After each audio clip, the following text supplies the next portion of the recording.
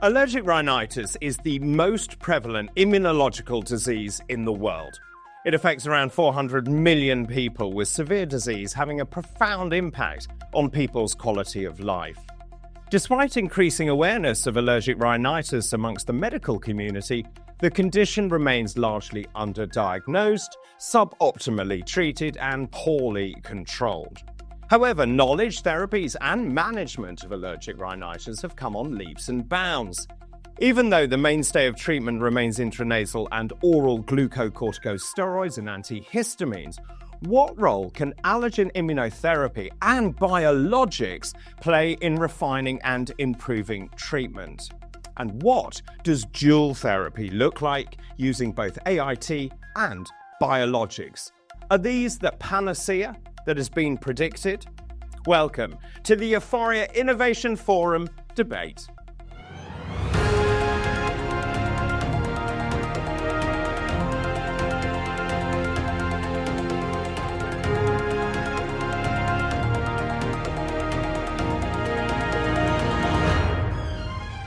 Hello, I'm Dr. David Bull, and welcome to this EUFOREA Innovation Forum debate on severe allergic rhinitis. Thank you very much indeed for joining us. Allergic rhinitis is a highly prevalent disease. It's an inflammatory disorder of the nasal lining caused by a reaction to various allergens. In addition, it's a risk factor for a number of comorbidities, including allergic asthma and chronic rhinosinusitis with nasal polyps. All of these conditions sharing a common pathology, and that is based on type 2 inflammation. The mainstay of treatment remains intranasal glucocorticosteroids and antihistamines, with the brief addition of oral corticosteroids for more severely affected patients. But for patients with severe allergic rhinitis, Allergen Specific Immunotherapy, also called AIT, which, by the way, has been around for over 100 years, is a therapeutic option. It can lead to symptom relief, prevention of disease progression, and even cure. Now, AIT is available in different formulations like injections, tablets, and drops, and that allows tailoring of treatment to each patient. At the same time, efficacy, safety, and cost need to be borne in mind. Within the EUFOREA treatment algorithm, AIT is recommended for those with allergic rhinitis being insufficiently controlled by symptomatic therapy, or for those unwilling to be on long-term medical therapy. AIT isn't available for everyone for various reasons, one of which is the disease is too severe. There is, however, a new therapeutic option. It's called biologics. They're emerging for severe airways diseases, and they're currently in use for allergic asthma and CRS-WMP. So, could this form of treatment be extended to severe allergic rhinitis? Well, immunoglobulin E is the driving force behind allergic rhinitis, and some biologics like omalizumab and lebrikizumab can neutralize IgE. Others, such as dupilumab and tezepelumab, also reduce cytokines associated with the inflammatory cascade underlying AR. And in so doing, they prevent the inflammatory cascade from occurring after inhalation of allergens, therefore preventing inflammation and symptoms like obstruction, rhinorrhea, sneezing, and itchy nose and eyes. The problem is, though, many biologics are very expensive, but given the recent reduction in costs of omalizumab and the availability of less costly drugs with similar activity, the so-called biosimilars, this option has become increasingly more palatable for those treating patients with severe allergic rhinitis. So in this debate, we'll discuss where we stand in relation to allergen-specific immunotherapy and biologics in patients with allergic rhinitis. Well, to discuss this fast-evolving topic, I am delighted to introduce our medical experts from around the world. From Georgia in the United States of America, Professor Michael Blais. He is Clinical Professor of Pediatrics at the Medical College of Georgia in Augusta. From Australia, Professor Pete Smith. He's Professor of Clinical Medicine at Griffith University in Southport in Queensland. From Italy, Professor Enrico Heffler. He's Associate Professor of Internal Medicine in the Asthma and Allergy Unit at Humanitas University in Milan.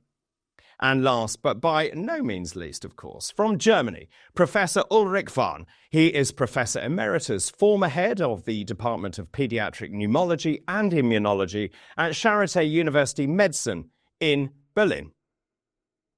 So let's start our debate looking at severe allergic rhinitis and the role of AIT. Michael, perhaps I could come to you first of all. Just tell us about severe allergic rhinitis. If you could remind us, refresh our memories about its incidence, its symptomatology, and also the impact this disease can have. Well, thank you, David. I appreciate the invitation to be part of this distinguished panel. And the way I look at severe allergic rhinitis, our patients are having, again, the typical symptoms that we talk about in allergic rhinitis: the sneezing, the nasal itching, the nasal congestion, runny nose, the eye symptoms. But I classify them as severe if it's really having a major effect on their quality of life. So they're not able to do their normal activities. What we see in a lot of these patients with severe allergic rhinitis is, in fact, they have a lot of anxiety, depression associated with the condition because, again, how it's affecting their ability to function at work and at play. As far as the incidence out there, I'm not sure we have the great numbers. Obviously, if we look at allergic rhinitis, as you mentioned, is a very common chronic condition. Up to 20% of the population suffering with it, maybe up to 40% of children. So even if it's only just a few percent of the patients suffering with allergic rhinitis, we're talking about millions of people throughout the world that have severe allergic rhinitis. Let's go down under. Pete, is there anything you'd like to add in terms of that, just sort of that differentiation between allergic rhinitis and those patients, as Michael says, suffering from severe allergic rhinitis? Yes, look, we do have some data in children, and the majority of parents who recognise their children have allergic rhinitis classify it as moderate to severe. When we ask them how many days a month will they send into school feeling unwell, it was 7.5 days a month compared to 1 in children who didn't have allergic rhinitis. So 6.5 days per person per month of learning time, at 20 days at school per month. So it affects that performance. And we know in adults there's data suggesting if you have severe rhinitis, it affects productivity by 17%. Wow. So these are significant productivity impacts. And in children, learning impacts, trying to learn when you're feeling like you're in a head cold. It really is a big impact. And as you introduced it, David, it's an underestimated burden that people have. Yeah. Pete, I wonder if you want to just talk a little bit about the New Frontiers paper, which I've read. Do you want to just explain what's in that paper? The New Frontiers, or the Frontiers paper, we basically tried to help define what the characteristics of rhinitis were, and using language that common language that people can have to describe various aspects of rhinitis. That was a key point and driver of that paper. Fantastic, thank you. Now, let's move to you, Enrico, if I may. We've defined allergic rhinitis, also severe allergic rhinitis. Just talk us through the mainstay of treatment for AR. I mentioned it in the introduction, but for those people, just as a recap, what is the mainstay of treatment right now? Yeah, actually, we probably have to talk about mainstays, so in the plural form, because actually we have at least 4 different pillars in treating patients with allergic rhinitis. Well, first of all, reducing the exposure to the allergen, if possible. That is possible for some allergens, probably not enough generally, but absolutely impossible for other allergens. For example, for pollens, I mean, it's really difficult to reduce the exposure. While for other allergens, such as house mites, for example, we can try to do some environmental let's say interventions in order to reduce the exposure to the allergen. Of course, the second pillar is the education of the patient. The patient must be educated in recognizing symptoms, recognizing the allergens that are eliciting the symptoms itself. And the third pillar is the treatment, the medical treatment, which is based mainly, as you were mentioning before, the use of H2 antihistamines, oral antihistamines, mainly possibly non-sedating ones, and also intranasal corticosteroids. You also mentioned before the possibility of using oral or anyway systemic corticosteroid, but these actually should be probably also avoided considering the potential adverse events related, even severe adverse events related to this treatment. The fourth pillar is the one you mentioned before, and we will probably discuss later, which is allergen immunotherapy. So can I just sort of narrow that detail down? If patients, and remember, patient compliance is a whole nother kind of subject in itself, but if patients adhere to that kind of regime, if they're really good with their medication, what proportion of patients who do that do not actually get control of their allergic rhinitis? Well, this is absolutely a good question. Well, of course, data depends on the literature, on the different data reported in the literature. But let's say that up to 40% of patients that are adherent, or we suppose they are adherent to the treatment we give, are still symptomatic and still with a certain burden of disease, depending on allergic rhinitis. So these are patients we can consider severe allergic rhinitis patients. Let me bring Ulrich in now. Good to see you, Ulrich. Let's just talk about allergen immunotherapy. I said it's been around for quite a while, about 100 years. This is, Enrico was just mentioning there that this is part of that treatment modality. Do you want to just explain a little bit about allergen immunotherapy?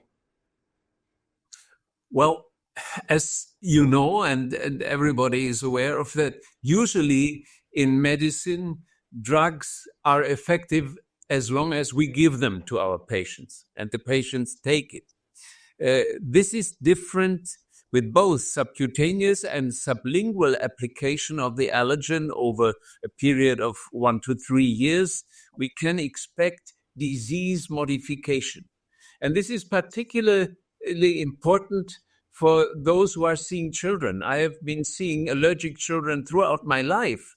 And the incidence of allergic rhinitis is particularly high between the age of 3 and 10 years. So they are expecting their whole life as adolescents and adults. That's why we focus so much not only on safety of this treatment, but also on disease modification. So in a nutshell, if you can just explain about how this works in terms of, does it desensitize the body? What does the allergen immunotherapy do exactly on that molecular level? Yes, in the last decades, we have seen very carefully conducted placebo-controlled trials who have taught us what we can expect. Actually, it's not a question of cure versus non-respondence. It's a question of improving symptoms and improving quality of life, which has been carefully documented. The effect on clinical symptoms is initiated after 2 to 4 months of treatment. And this goes along with not just the old fashioned blocking antibodies, as I used to learn in university, the beneficial blocking antibodies, but this tolerance of the patients to their disease-inducing allergens, could be seasonal, could be perennial allergens. This goes along with a shift in the immune system with which you called Th2 dominance, and this is now relieved. The Th2 dominance, which is so characteristic for allergic patients, is modified to a more protective immune response which is reducing symptoms. I'm very struck. Thanks, Ulrich. I'm very struck that obviously you're all from different countries. Let me come back to you, Pete, if I may, in Australia. Your thoughts on allergen immunotherapy and how you give it. Let's just concentrate on adults here. What's your experience? Allergen immunotherapy in my hands is very effective for my patients with moderate to severe rhinitis. We initiate it for patients who have significant burden of disease. They don't get response to medications, or they prefer not to take a Band-Aid. We give it for generally 3 years. Most guidelines say 3 to 5 years. And it is really easy to restart. I tend to do more injection immunotherapy than sublingual. And again, there's some compliance points alongside that. Having something every day can be challenging. Oral irritation, which lasts in the first few months, can be a point. And also oral seems a bit more expensive than injection as well. Michael, let me bring you in here, if I may. Children, in terms of the children, allergen immunotherapy, is it very effective in children? What about the compliance in children, for example? Well, I think it's extremely important to use in the pediatric population. I think that anything that we can use that is true disease modifying for the patient, I think is obviously a win and not just a cover-up, in fact, with medication.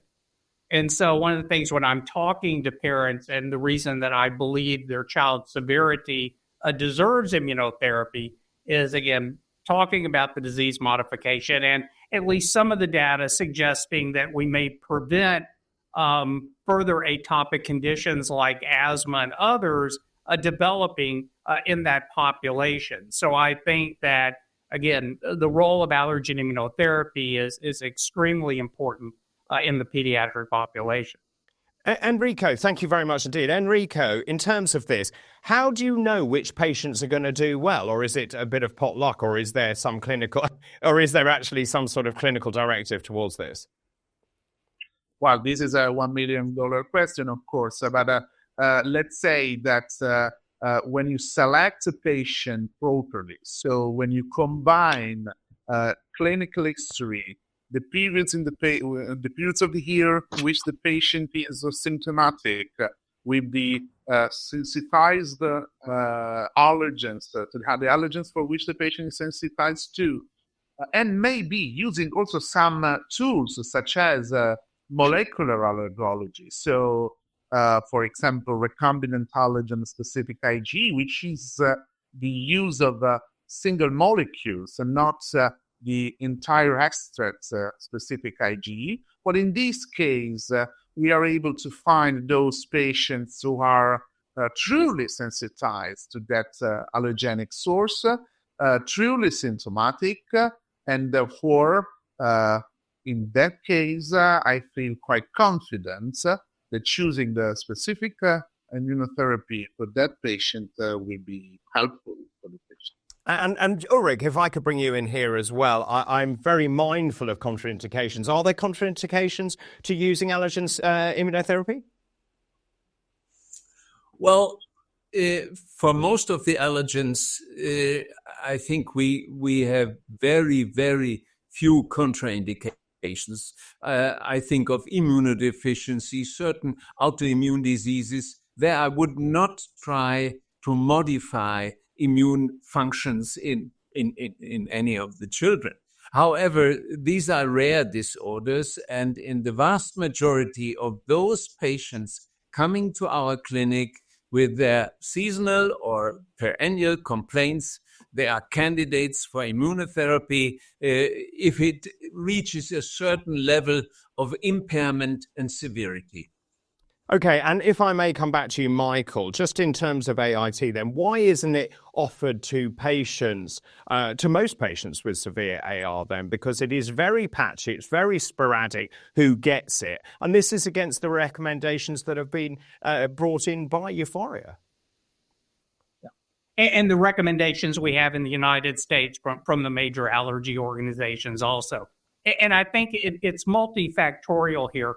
One is I don't think there's an education by our primary care physicians and nurse extenders of what allergen immunotherapy is and what the value of allergy immunotherapy is.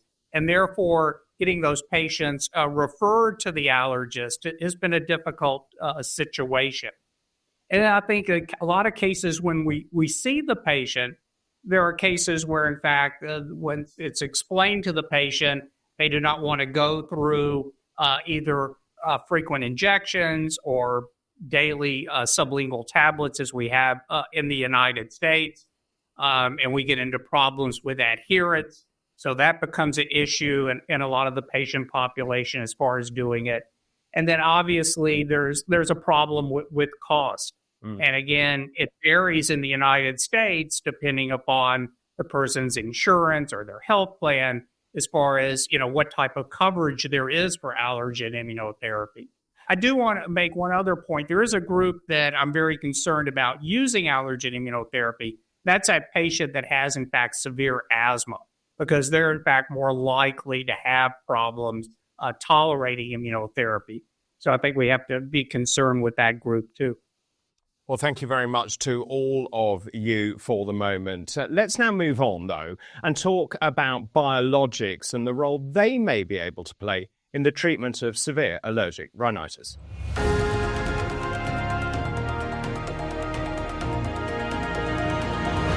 So I think we now have a very good understanding of what severe allergic rhinitis is, its symptomatology, and as we heard from our experts, the role of AIT. Let's now turn our attention to biologics. Biologics such as anti-IgE and anti-cytokine monoclonal antibodies have recently been explored in the treatment of severe allergic rhinitis. This is based upon the success of using biologics in treating other respiratory diseases such as CRSwNP. Pete, you're first up on this one. Just in terms of biologics, what exactly have we learned from the use of biologics in other respiratory diseases, and how might we apply this to AR? We've learned a lot about biologics, and they're an exciting modality that can be disease-modifying, but there are qualification criteria. They can be expensive. So in severe asthma, these are game changers for some people. And it's an area where we can do personalised medicine depending on the drivers for the allergic disease. We have monoclonal IgE. We have monoclonals against danger molecules like TSLP. We have monoclonals against the interleukin-5 receptor and the interleukin-5 itself. So they're exciting. Patients like them because they improve quality of life fast, whereas we're often waiting a few months before it kicks in, and sometimes there's a spike in IgE before we start to improve symptoms with that as well. So in short, game changers, they're good to use, but there's cost arguments that have to be made for regulatory authorities to subsidise them. And at this stage, we don't have that argument. Enrico, do you want to just pick up on what Peter's said about treating symptomatology or treating the disease itself, actually altering the course of disease progression? Well, I think we can say that biologics very effectively treat symptoms by altering the course of the disease. I mean, their effect is not only on symptoms, but their effect is on the immunological mechanism behind the disease, blocking pivotal mechanisms of the disease itself. So what we have learned, for example, by treating with biologics and other rhinosinusitis, rhinology disease, such as chronic rhinosinusitis with nasal polyps, is that they might really change in good the quality of life of patients, change the burden of the disease for these patients, even very rapidly, and changing also the perspective in terms of using other strategies, such as reducing the use of oral or systemic corticosteroids, or also reducing the need of surgery for those kind of patients. Of course, talking about rhinitis, probably surgery is less relevant, but the rest could be very, very important. And Ulrich, let's turn to some of those points that Enrico just brought up there. What do we see in terms of efficacy? Let's talk about adults. When do you think they can be particularly useful? Well, the first biologic which we had experience with was anti-IgE, omalizumab. The company was not promoting it for allergic rhinitis, but we, particularly treating adolescents, wanted to understand how it compares to classical immunotherapy, because anti-IgE was blocking one of the crucial molecules and preventing this molecule to go on target cells like mast cells or basophils. And it turned out that the effects of omalizumab, a couple of studies had been done in allergic rhinitis, was really impressive, was in our hands even stronger than a classical subcutaneous immunotherapy. And Michael, what do you see? What is your experience of this? When might these be particularly efficacious for children? So as far as the biologics, I think that in pediatrics where we've seen, I think, the greatest advantage is probably beginning with would be atopic dermatitis. We now have one approved in the United States down to 6 months of age. And it has been a game changer as far as these children with severe atopic dermatitis. I'd also include now asthma, as we have products approved down to the age of 6. So for those older children that are having severe problems with their asthma, again, it has been great in the sense of being able to decrease the amount of oral corticosteroids and other treatments that they would need to try to control their asthma. And we're very excited now because we have the approval, again, down to the age of 1 in the pediatric population for the treatment of eosinophilic esophagitis. And we know so many children, in fact, can suffer with this condition, especially the very young child that is having problems with vomiting, diarrhea, failure to thrive, and then getting to the older child where we start seeing problems with dysphagia and strictures being developed in the esophagus. So the biologics are playing a major role and a bigger role on a daily basis in the treatment of children with pediatric atopic condition. Thank you. And Enrico, one of the things that I talked about right at the beginning in terms of the introduction is the barriers to cost, barriers to use of biologics. And right at the top of that has to be cost, doesn't it? And also, I then mentioned the biosimilars. Do you want to just address those 2 points, cost and the advent of biosimilars? Yeah, cost of the biologics is for sure one of the main barriers so far. Together with, I must say, also the lack of awareness among healthcare practitioners, because actually there's still a communication that probably is restricted to very specialists in the field. Anyway, cost is absolutely a relevant point because biologics so far have a high direct cost. Even though we have to consider that their effects are so strong that there are several pharmacoeconomic models that demonstrated that they are in a way cost effective in reducing indirect costs and also direct ones, and maybe also the ones that we can call shadow costs, again related to the adverse events of other treatments such as corticosteroids that are reduced, and therefore you can reduce the effects in terms of cost of adverse events related to them. The advent of biosimilars, and biosimilars are molecules that have the same mechanism of action and same potency, at least theoretically, but produced, let's say, at absolutely lower cost, we reduce dramatically the problem of the total cost of biologics. We will see if these will be really a way to overcome the barriers or not. But I really believe that the advent of biosimilars could anyway help to enlarge the population that could be treated by biologics. And Pete, from your point of view, pros and cons of the biologics? There's a lot to be said. The cost is one, but there's some opportunistic costs or opportunities. As Michael has indicated, asthma is a contraindication, or severe asthma is a contraindication. We can make asthma better so patients can then have a window to have immunotherapy. The biologics are great, but they're a better Band-Aid.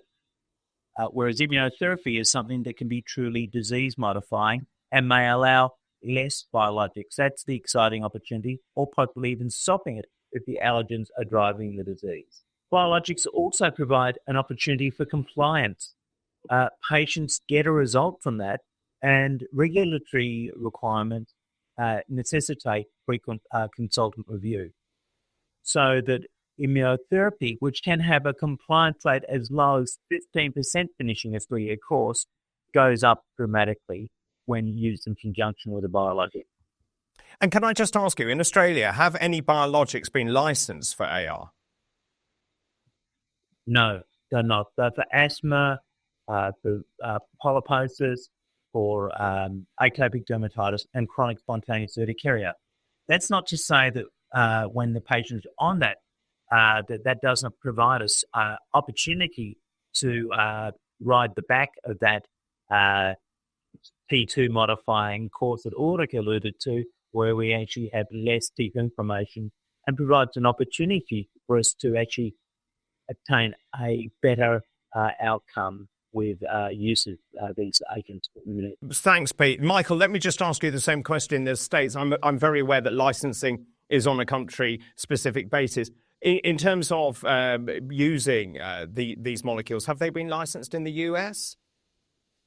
So at this time, we had no products approved by the FDA, any biologic for the treatment of allergic rhinitis. I will say that there's a phase 3 study going on right now in the United States with an anti-IL-13 agent on perennial allergic rhinitis. And since the company is doing this, my guess is if it's positive, they will apply for approval in the United States, but none at this point in time. And I assume, Enrico, that is the same situation in the EU as well. Yeah, absolutely the same situation. We do not have any licensed biologics for allergic rhinitis so far in Europe.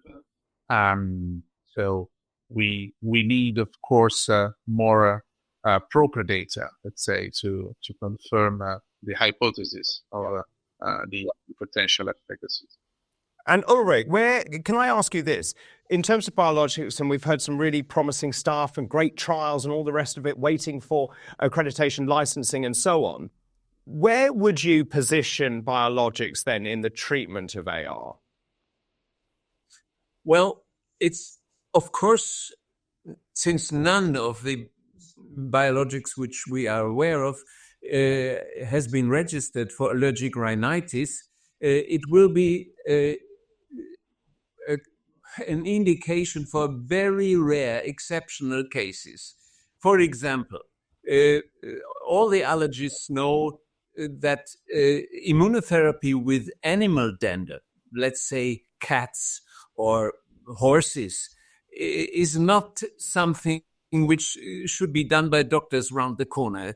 It is tricky, it is potentially dangerous, and it has to be done with the greatest care. The side effects of the injections, which we usually have to expect, are much, much lower, so safety was obviously guaranteed. Thank you, Ulrich. And if I may just come back to you, Michael, in terms of we've got all these biologics. Obviously, we're waiting for the trial data, and we hope that these will come onto the various formularies around the world. There will be a lot of biologics to choose from. What's your best guess as to what might happen? Or maybe that's a terribly unfair question from me. Well, I guess it's going to be determining whether the companies and which companies will decide that there's a reason to try to get approval for the treatment of allergic rhinitis with their particular biologic. So other than one company that I know of right now, I don't know of any other company that in fact is definitely looking at doing the particular trials to get government approval. So I'm not very optimistic that we will, in fact, see a lot of different products come on board until we get back to that cost issue, till, in fact, we can get that cost issue down to a level for a chronic treatment for allergic rhinitis. One of the problems we have in the United States is allergic rhinitis is looked at as an over-the-counter disease. In other words, there are many medications over the counter for the patient to be able to use for the problem. And that makes coverage for prescription types of treatments very poor in the country. So that's another issue that has to be dealt with. And Pete, can I just bring you in there? Michael was talking about the situation in the States. The situation in Australia, I imagine, is very similar. It's seen as a condition which you can medicate with over-the-counter medications. Cost is going to be a major issue for any healthcare system around the world. It is, and we published data. We looked at 4 million transactions in pharmacies, and we found in Australia, we found that 20% of patients are using decongestants if you make the condition worse. So self-driven selection is not good.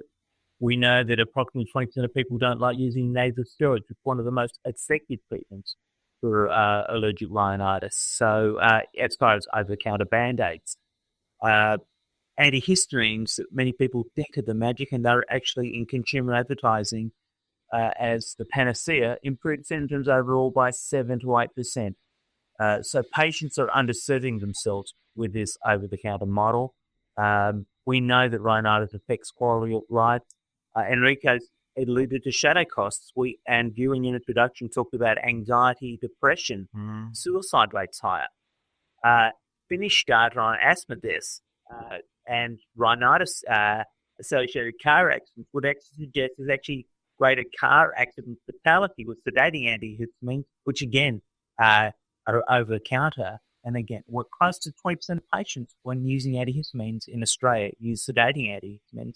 The data actually is there will be more car accident fatalities in Finland from using sedating antihistamines than there is actually from asthma. So there's a massive shadow. I like the term shadow costs, Enrico, associated with rhinitis, and patients, as Michael's indicated, with an over-the-counter solution are getting it wrong, and pharmacists get it wrong as well. Yeah. Oh, their assistants. Yeah, brilliant points, gentlemen. Thank you very much indeed. Let's just pause that thought for the moment.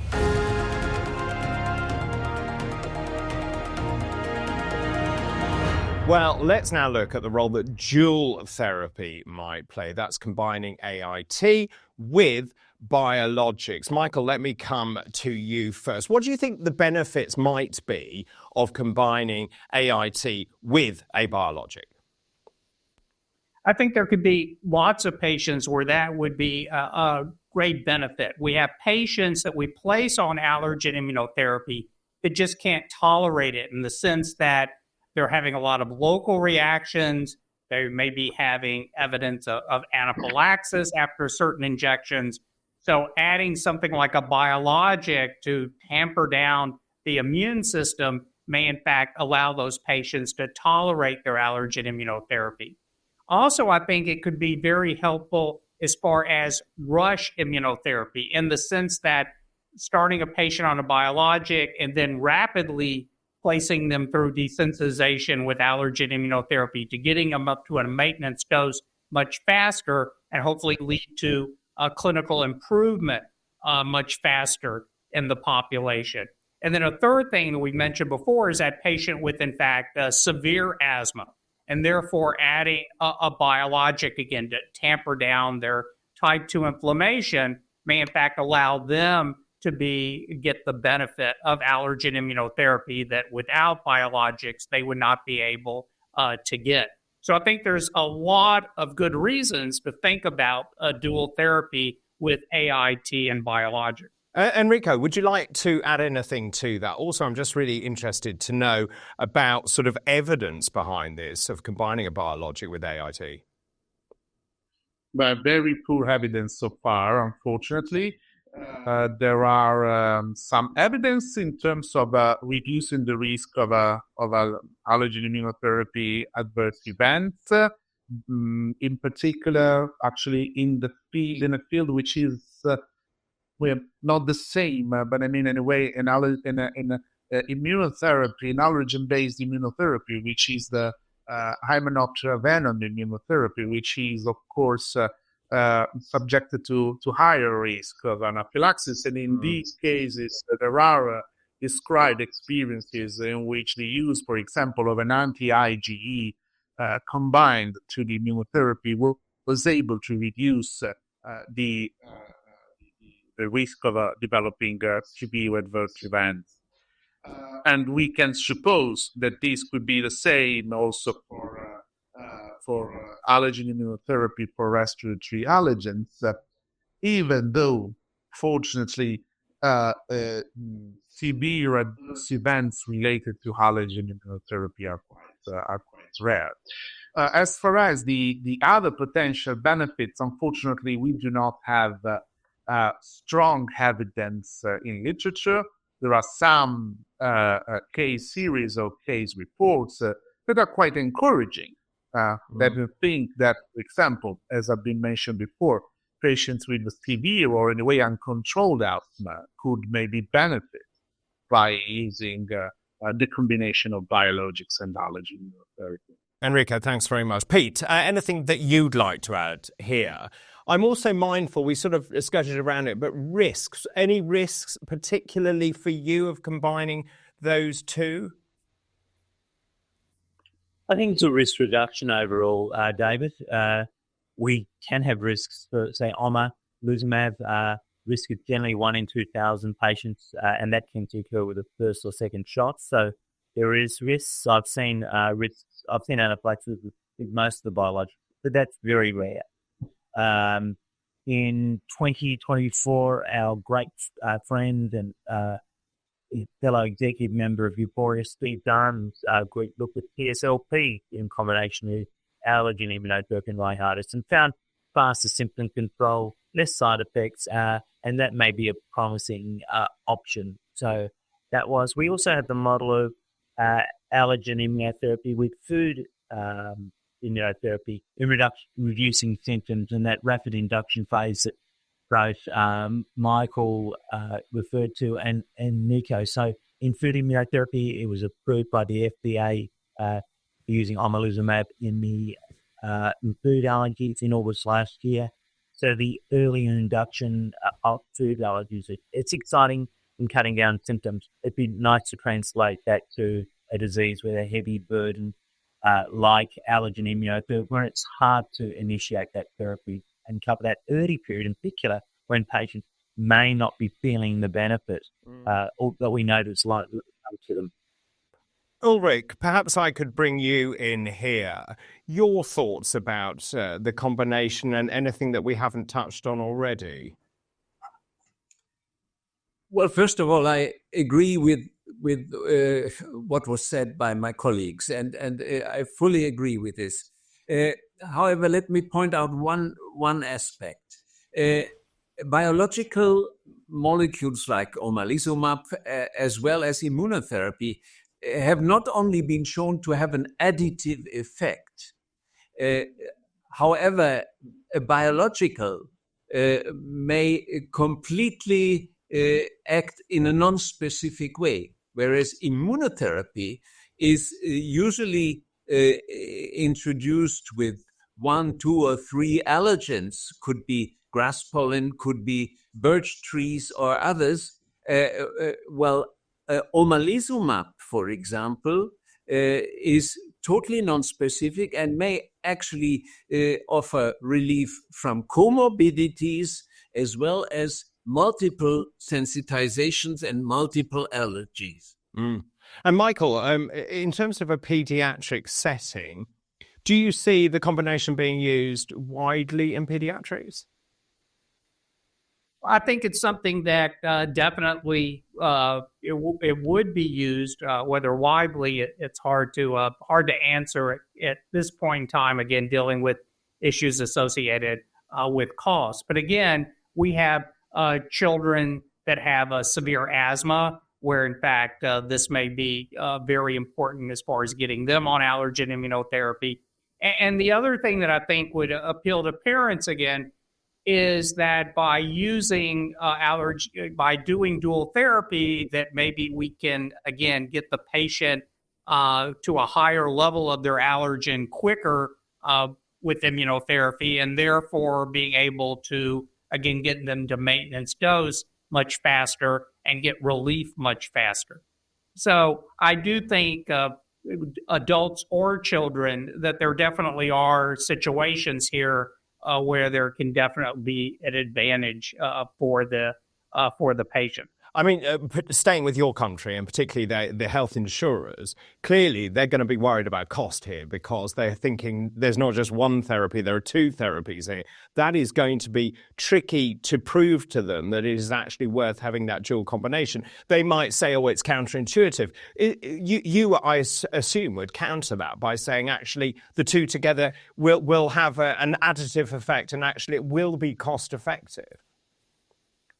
I think the real argument here is duration of use of these treatments, because my feeling would be is that one, you'd only need to use the biologic for a short period of time as you're building up the patient's allergen immunotherapy. You're getting them to a maintenance dose much quicker, and therefore less time that they're going to have to be on total as far as allergen immunotherapy. And again, getting back to the insurance companies, one of the things we try to get them to understand is allergen immunotherapy is the only disease-modifying treatment. So we're not talking about somebody being on like a medication for their whole life. We're talking about a few years to get the benefit. So I think the argument there is extremely important in that discussion with the different insurance companies, to understand that in the long run, dual therapy may in fact be less costly than just either a product alone or in those patients. Thank you for the moment. Let's concentrate on Europe now. Ulrich, we have different healthcare systems depending on which European country you are in. But again, the sale of having dual therapy in an increasingly difficult economic time where the regulators are going to look at this, it's going to be quite a hard sell, isn't it? Well, I fully agree, David. What is done with trials on combination therapy is done off-label. And I don't see any label for a classical combination therapy. This has to be discussed case by case and has to be justified for each and every single case. And these cases are rare exceptions. In Germany as well as in other European countries. Germany is a country where you find on every corner a doctor, whether it's an allergist or a family physician, who's offering immunotherapy. The combination is still something for tricky cases. Yeah. And what about in Italy, Enrico? Yeah, of course, in Italy, I think that, of course, the dual therapy could be potentially a problem in terms of cost, considering that we recently published a paper on allergen immunotherapy used in Italy, and one of the main barriers of allergen immunotherapy itself, so without considering biologic, is already the cost, because in many regions of Italy, the most places of Italy is not covered by the healthcare system. So, of course, there will be a cost direct to the patient, and of course that could be on the care of healthcare system, which in consideration of the double therapy would be more problematic. But if I would have the opportunity to treat patients with a double treatment, so well, I think that patients with some special patients really deserves it. For example, severe allergic asthmatics, for which the combination of the use of biologics and allergen immunotherapy could be, for example, useful, maybe to reduce. Why not? Probably to stop. It has to be studied and confirmed, the use of biologics over time. We know that so far we have to use biologics for the entire life, probably, while allergen immunotherapy is changing the natural course of the disease and potentially reduce the need of biologics in the subsequent years. Or, as Ulrich already said before, those patients for which allergen immunotherapy has less evidence of effectiveness, such as patients are allergic to cat or dog dander, for example. These are special patients for which I think that the cost of dual therapy will be totally overcome by the benefit. And Pete, let's go to Australia. I mean, Australia has a sort of hybrid system between sort of what we have in the United Kingdom, also what they have in America, what we have in Europe as well. Your response to that? Look, we do have a hybrid system, but the biologics are largely government subsidised. There's a small token fee sort of revenue cost once the government has proven cost effectiveness, similar to the German model with use of these biologics. They pay approximately €20 for their monthly supply that might come out well on through over 1,000, 2,000, depending on what the biologics are. Immunotherapy is not that expensive, and it has cost effectiveness in terms of long-term quality diseases. You're looking at treating a disease and having symptom control for the vast majority of patients who 5 to 7 days after ceasing it. So when looking at your weekly cost, you need to average that out over a longer period of time. So those are the main points I'd like to make with the cost effectiveness. And Ulrich, if I may just come back to you, just in terms of this, if a biologic is licensed for severe allergic rhinitis, there are different mechanisms of action which we've talked about of those different biologics, the anti-IgE, for example, omalizumab, lebrikizumab. Then, of course, I spoke about dupilumab, IL-4, IL-13 reception, and so on. So if you had your crystal ball, in terms of licensing, and if you had a choice of biologic and you were combining it in dual therapy, what might you actually go for, do you think, as a first line? Or is it going to be based on an individual case-by-case basis or data-driven? Well, David, I guess most of us here around the panel grew up with classical subcutaneous immunotherapy. And immunotherapy has, as a singular treatment, the charming effect of being disease modifying. This is not a controversy anymore. It has been demonstrated in a variety of studies, both classical control trials as well as real world trials with thousands of patients. However, if we offer immunotherapy, we have only a relatively small spectrum of allergens which are manufactured. If you think of sublingual immunotherapy, it's only a handful of allergens which are offered all over the world. However, some of our patients may be allergic to the whole garden, may be allergic to indoor allergens in addition, including pets. And if we say just get rid of your pet, or as my good friend Tom Platzmills used to say, shoot the cat, this is something which is not done. To get rid of a that is not easy. Okay. For these difficult cases, we call them polysensitized patients who are allergic to a large variety of allergens. All the biologicals are a serious and a meaningful alternative. And I'm looking forward to a future where we will have them available, not just for one disease manifestation, but for a whole spectrum of allergic sensitizations. And just finally on that point, Michael, the United States often tends to license drugs before Europe for lots of reasons, not least the differing healthcare systems and so on. How do you see the future? Do you think licensing for dual therapy is around the corner? Yeah, I'm not convinced that it's around the corner at this time. I think what we'll have to do is maybe if we do get one of these agents eventually approved for severe allergic rhinitis, and studies get done, they show the benefit and cost effectiveness of dual therapy, then we maybe get other biologics approved there.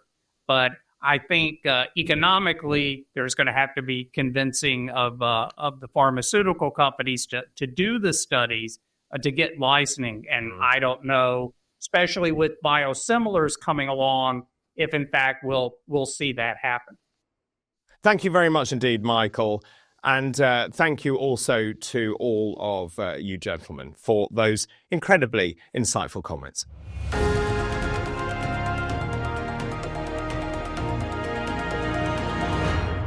Well, just before we leave you, I want to point out to you there are two very valuable resources available to you. They are the EUFOREA Pocket Guides and Treatment Algorithms for Allergic Rhinitis and also for Allergic Rhinitis in children. They are incredibly helpful and informative, and you can download them from the EUFOREA website. You can also scan the QR code, which is on screen now. Well, just before we do go, very quickly, gentlemen, I want to get your final thoughts on where we are, where we're going, and also what the future, in your view, looks like. Let's start with you, Michael. Well, I think one of the things we realize is the severity of allergic rhinitis and that there is such an unmet need out there in our patient population. And hopefully, we will see approval of other treatments like biologics, along with allergen immunotherapy and dual situation that will lead to improvement in our patients. So that's what I hope we see in the near future. Thanks ever so much. Pete. A nutshell summary is that currently biologics offer an opportunity when used for other diseases where we have a subsidized indication. I'd encourage pharmaceutical companies and experts when looking at their disease process, whether it be eczema, urticaria, asthma, EOE, to look hard at rhinitis and conjunctivitis symptom scores. So there's that body of evidence that may allow us to use it for that indication. Fantastic. Thanks ever so much. Enrico. Well, my final comment is that we have two incredibly effective treatments, allergen immunotherapy and biologics. They have been studied and used in different settings, but having the opportunity to try to combine them. And this is what I hope to see from the literature, from clinical trials, will be very, very exciting for our for us, for treating our patients with severe allergic rhinitis. Thanks ever so much. And finally, to you, Ulrich. Well, David, I think we need both. Allergen specific immunotherapy to the most important allergens which are inducing allergic rhinitis. This has been shown not just to reduce the need for symptomatic medication, to give relief and reduce symptoms during allergen exposure, but also has been shown to reduce the incidence of asthma, particularly in children and adolescents. However, biologics, and omalizumab was just the first one now, and several ones have been mentioned. They followed, open a new era of treatment of allergic diseases, both of the upper and lower airways. Their charm is to be non-specific, to be able to offer something for all the allergic sensitizations. And I think this is a novel and fantastic perspective for allergic patients all over the world. Ulrich, thanks very much indeed.